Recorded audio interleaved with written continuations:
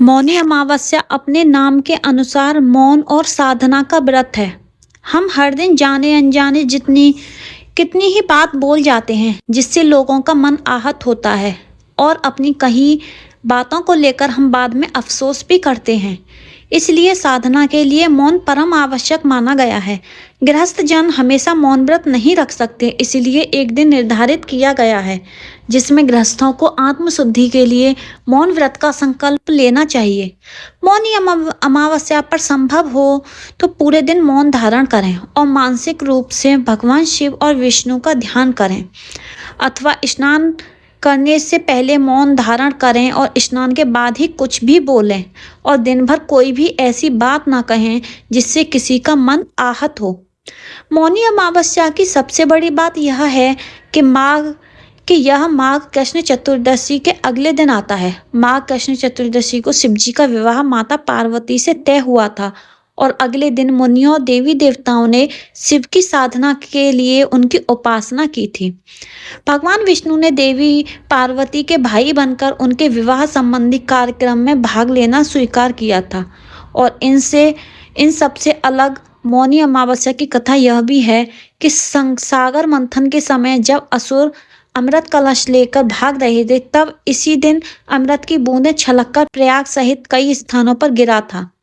इसीलिए मौनी अमावस्या पर प्रयाग सहित अन्य तीर्थों में स्नान करके दान पुण्य करने से कई गुना लाभ मिलता है।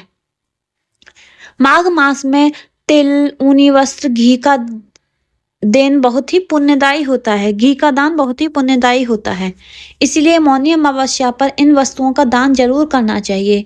यह जरूरी नहीं है कि आप बहुत दान करें, लेकिन अपनी श्रद्धा क्षमता के अनुसार थोड़ा दान भी आप कर सकते हैं।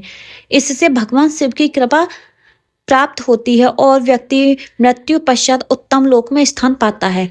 व्यक्ति मुनि पद को प्राप्त करता है। एक मान्यता है कि मौनी अमावस्या के दिन मनुष्यों के धरती पर लाने वाले प्रथम मनुष्य मनु ऋषि का जन्म हुआ था और मनु ऋषि के नाम से भी इस व्रत का नाम मौनी अमावस्या है।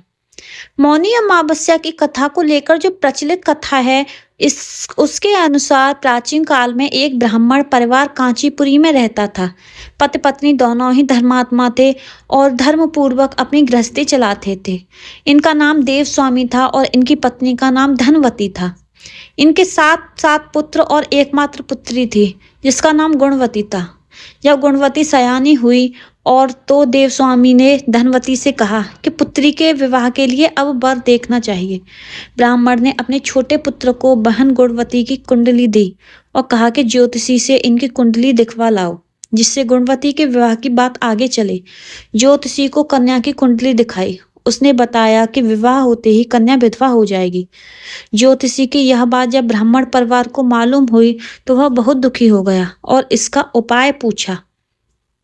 ज्योतिषी ने बताया कि हे ब्राह्मण सिंघल द्वीप में एक पतिव्रता महिला रहती है जिसका नाम सोमा धोबिन है।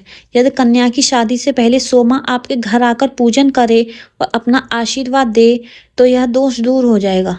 ब्राह्मण ने अपनी पुत्र गुणवती को अपने सबसे छोटे पुत्र के साथ सिंघल द्वीप भेज दिया। दोनों भाई बहन सागर किनारे पहुंचकर उसे पार करने के बारे में विचार करने लगे। जब समुद्र को पार करने का कोई रास्ता नहीं मिला तो वो दोनों भूखे प्यासे एक पीपल वृक्ष के नीचे आराम करने लगे। पेड़ पर घोंसले में एक गिद्ध का परिवार रहता था। उस समय घोंसले में सिर्फ गिद्ध के बच्चे थे। वे सुबह से भाई बहन की बातों और क्रियाकलापों को देख रहे थे। शाम के समय जब गिद्ध की माता बच्चों के लिए भोजन लेकर घोंसले में आई तो बच्चों ने पेड़ के नीचे लेटे भाई बहन की कहानी माता को बताई।